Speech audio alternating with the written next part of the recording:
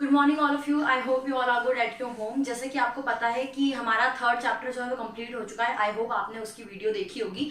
आज जो हम चैप्टर स्टार्ट करने वाले हैं उस चैप्टर का नाम है मेटल एंड नॉन मेटल। जैसे कि आप सभी को पता है, आप विभिन्न प्रकार की चीजें जो अपने आसपास देखते हैं, मेटल नॉन मेटल ऐसी इसी प्रकार की चीजें होती है, तो उसी के ऊपर आज हम चैप्टर पढ़ेंगे। और ये जो चैप्टर स्टार्ट हो रहा है वो क्लास 8th का है। मैं इसके कंटेंट बता देती हूँ चैप्टर स्टार्ट करने से पहले कि इसके कंटेंट क्या क्या है और इस चैप्टर के अंदर हम क्या क्या चीजें पढ़ेंगे। तो metal and their properties, non metal and their properties, metal और नॉन मेटल के यूजेस और कोलिजन्स के बारे में जानेंगे। तो ये इसके बेसिक कंटेंट्स है कि इनके बारे में हम जानेंगे, मतलब इनकी प्रॉपर्टीज जानेंगे, फिजिकल प्रॉपर्टी, केमिकल प्रॉपर्टी और किसके साथ वो रिएक्शन करते हैं, ऑल ओवर इस चैप्टर में वन बाय वन जानेंगे। तो सबसे पहले जो हम पढ़ेंगे वो मेटल्स के बारे में पढ़ेंगे। जैसे कि आपको फर्स्ट लाइन में दिख रहा होगा कि आप सभी को पता है हमारे जो एलिमेंट्स, जिस एलिमेंट्स को हम जानते हैं मेटलिक टेबल्स के अंदर जितने एलिमेंट्स को हम जानते हैं वो कितने हैं, 118 हैं। उसमें से कि 75% एलिमेंट्स मेटल्स होते हैं। जैसे कि बोल रहा है 118 एलिमेंट्स नॉन टू अस, हमारे द्वारा जाने गए एलिमेंट्स कितने होते हैं टेबल्स के अंदर, 118 एलिमेंट्स होते हैं। उसमें कि मेटल नॉन मेटल बहुत सारे होते हैं, बट उसके अंदर मोस्टली मेटल्स होते हैं। जैसे कि यहाँ पे लिखा है 75% ऑफ देम आर मेटल। उस मेटलिक टेबल्स के अंदर, पीरियोडिक जो टेबल्स होती है उसके अंदर 75% जो होते हैं वो मेटल होते हैं। ओके, तो जैसे कि आपको अभी स्क्रीन पे नजर आ रहा होगा, स्क्रीन पर आपके मेटल्स दिख रहे हैं। आप सभी को ध्यान ये रखना है कि मेटल और उनके नामों को ध्यान रखना है। हम कभी भी केमिकल इक्वेशन से बनाते हैं या बेसिकली नॉर्मल वे में इक्वेशन ही बनाते हैं, तो इक्वेशन में पूरा नाम नहीं लिखते, उसमें हम उनके सिंबल्स का यूज करते हैं। जैसे सोडियम का सिंबल्स आप दिख रहा होगा आपको स्क्रीन पर, N है, पोटेशियम का सिंबल K है। ओके, तो इस प्रकार की ये जो सिंबल आपको स्क्रीन पर नजर आ रहे हैं उस सिंबल्स को आपको कॉपी में नोट डाउन करना है। और ये जो सिंबल्स हैं वो आपके अभी की क्लास से लेकर, जो अभी क्लासेस आपकी चल रही है 9 और 10 में तो मोस्ट ऑफ आ जाते हैं, 8th क्लास में और 9th क्लास में मोस्टली इन्हीं प्रकार के सिंबल्स या इन्हीं प्रकार के एलिमेंट्स जो आपको दिख रहे हैं 20 एलिमेंट्स, इन्हीं का ज्यादा से ज्यादा इस्तेमाल किया जाता है। तो इनको आपको with symbols and with their names इनको अच्छी तरीके से लर्न रखें तो आपको ये चैप्टर समझना बहुत ईजी हो जाएगा। स्क्रीन पे जो सेकंड इमेज आपको नजर आ रही है वो basically reactivity series of metal है। रिएक्टिविटी सीरीज ऑफ मेटल आपको नजर आ रही होगी। Reactivity series of metal basically है क्या? This series is nothing but a list in which metal have been arranged in order. ये सीरीज ज्यादा कुछ नहीं है बट एक ऐसी लिस्ट है, इस प्रकार की लिस्ट है जिसमें कि ऑर्डर अरेंज्ड किया जाता है मेटल्स को इन देयर ऑर्डर, उनके ऑर्डर के हिसाब से, मतलब मेटलिक प्रॉपर्टीज के हिसाब से उनको अरेंज किया जाता है। उसको आप रिएक्टिविटी सीरीज ऑफ मेटल्स कहते हैं। ओके, जैसे कि आपको जो नजर आ रहा है टेबल, आपको स्क्रीन पे जो टेबल नजर आ रहा है उसमें मोस्ट रिएक्टिव मेटल जो है has been placed right at the top. आपको राइट के टॉप पे जो नजर आ रहा है स्क्रीन के ऊपर वो आपके क्या है, मोस्ट रिएक्टिव मेटल्स हैं। और वहीं हम दूसरी और बात करें लिस्ट रिएक्टिव मेटल्स की, तो is at the bottom of series. ये सीरीज के बॉटम में नजर आ रहा होगा आपको, स्क्रीन पे ध्यान से देखिए, बॉटम यानी नीचे की ओर आपको लिस्ट रिएक्टिव मेटल नजर आ रहे हैं, मतलब कम रिएक्टिव मेटल जो लिस्ट होते हैं, बहुत कम उनका रिएक्शन हो पाता है। और जो टॉप रिएक्टिव मेटल हैं वो आपको राइट एट द टॉप नजर आ रहे हैं, यानी राइट के बिल्कुल ऊपरी हिस्से में आपको कौन से नजर आ रहे हैं, मोस्ट रिएक्टिव मेटल नजर आ रहे हैं। इस तरीके से हमारा मोस्ट रिएक्टिव और लेस रिएक्टिव, लिस्ट रिएक्टिव आपने देख लिया, लिस्ट रिएक्टिव और मोस्ट रिएक्टिव। और वही आपका रिएक्टिविटी सीरीज ऑफ मेटल है। प्रॉपर्टी भी देखेंगे, मेटल की फिजिकल प्रॉपर्टी भी देखेंगे और ये भी देखेंगे कि वो किस किस चीज में रिएक्शन कर लेते हैं बड़ी आसानी से और उनके यूजेस क्या क्या होते हैं। तो हमारा जो कंटेंट चल रहा है, सबसे पहले ध्यान ये रखना, हमारा कंटेंट मेटल्स का चल रहा है, मेटल के बारे में हम बात कर रहे हैं। तो फिजिकल प्रॉपर्टी देख लेते हैं मेटल की, ठीक है। फिजिकल प्रॉपर्टी, तो colour of most metal are grey.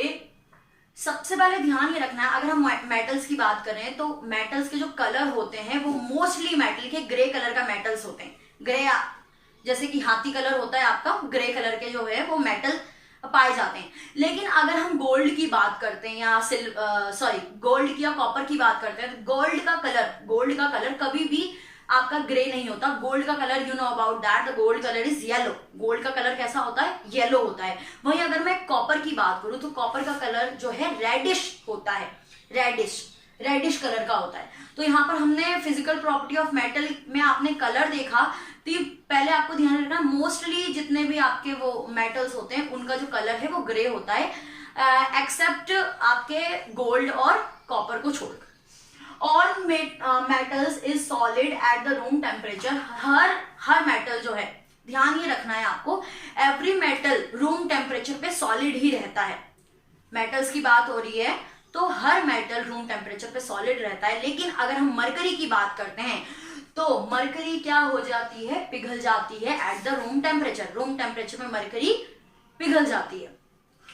Melting and boiling point of the metal are very high. जैसे कि आपको पता है कि लोहे की चीजें या metals, all over the metals की अगर मैं बात करूं तो सारी उनकी हाइलिंग जो बॉइलिंग पॉइंट है वो हाई होती है, मतलब आसानी से वो पिघल या मेल्ट नहीं होती। बॉइलिंग पॉइंट जो है वो हाई होती है। लेकिन अगर हम गैलियम की बात करते हैं तो गैलियम एक ऐसा मेटल है जो मेल्ट इन द हैंड, वो हाथों में ही मेल्ट हो जाता है। गैलियम एक ऐसा मेटल है जो कि हाथों के अंदर ही मेल्ट हो जाता है। तो 3 टॉपिक आई होप ये क्लियर हो चुके होंगे। All metal very strong but the sodium and potassium this metal who can cut with the knife.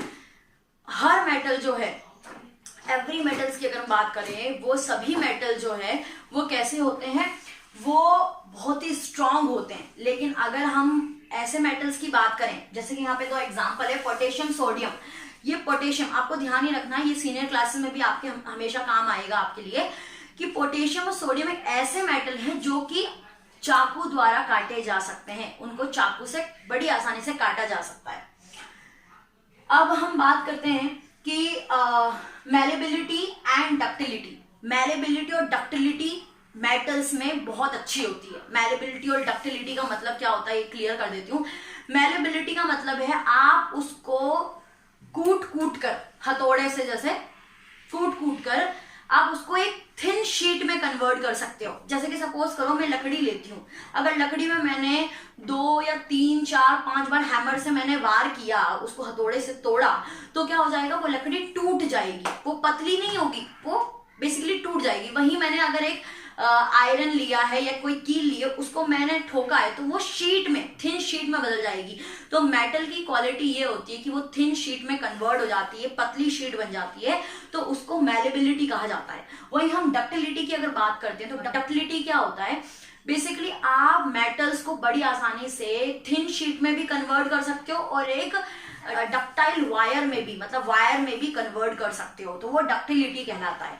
तो आप मेटल्स को शीट भी बना सकते हो और एक वायर्स भी बना सकते हो, तो ये उसकी बहुत अच्छी गुड क्वालिटी होती है। इसीलिए मोस्टली क्या, ऑल ओवर सभी प्रकार के जो वायर्स होते हैं वो बेसिकली किससे बनाए जाते हैं? मेटल्स के बनाए जाते हैं। और गुड कंडक्टर ऑफ इलेक्ट्रिसिटी अगर बात करें तो आपके जितने भी वायर्स लगे होते हैं घरों में, वो कॉपर का मोस्टली इस्तेमाल होता है। कॉपर, एल्युमिनियम ऐसे मेटल्स हैं जो कि वायर्स बनाने में मोस्टली इस्तेमाल किया जाता है।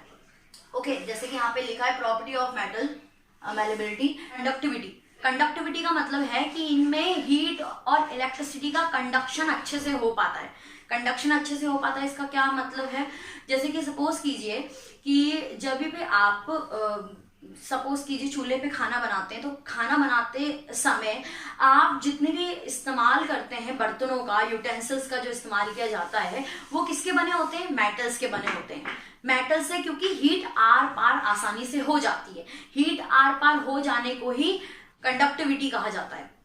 ओके, कंडक्टिविटी उसी को कहा जाता है। तो इसी तरीके कंडक्टिविटी मतलब कि आर पार हीट और इलेक्ट्रिसिटी को आर पार कर देना, उसकी गुड कंडक्टिविटी का एक अच्छी क्वालिटी होती है। तो अगर हम बात करते हैं मेटल्स की कंडक्टिविटी की, तो एक बहुत अच्छी कंडक्टिविटी होती है, क्योंकि वो हीट को और आपके इलेक्ट्रिसिटी को आर पार बड़ी आसानी से जाने देती है। वहीं हम बात करते हैं, एक कॉपर की बात ले लेते हैं, गोल्ड की बात ले लेते हैं। तो गोल्ड एक ऐसा मेटल है ऐसे मेटल में उसको गिना जाता है जो कि इतना पतला, इतना थिन वायर बना सकता है कि आपके बाल होते हैं ना, बाल देखें आपने, बाल कितने पतले होते हैं हमारे, उससे भी पतला वायर एक गोल्ड से बन सकता है और वो गुड कंडक्टर में भी गिना जाता है। बट उससे वायर्स क्यों नहीं बनाए जाते, आपकी इलेक्ट्रिसिटी वायर्स उससे क्यों नहीं बनाए जाते जब इतना गुड कंडक्टर है? बिकॉज दैट इज एक्सपेंसिव, वो बहुत ही महंगा होता है, इसलिए उससे वायर्स आपके इलेक्ट्रिसिटी वायर्स नहीं बन सकते। बट आपके इलेक्ट्रिसिटी वायर कॉपर से बनते हैं क्योंकि वो गुड कंडक्टर की गिनती में आता है। Copper and aluminium also current to pass through them. Copper aluminium metal से करंट बहुत आसानी से पास हो जाता है, इसलिए इनका इस्तेमाल जो है मेटल्स में, सॉरी इलेक्ट्रिसिटी में, इलेक्ट्रिक वायर्स में किया जाता है। आई होप ये कंटेंट क्लियर होगा आपको। नेक्स्ट में हम इसके बारे में जानेंगे।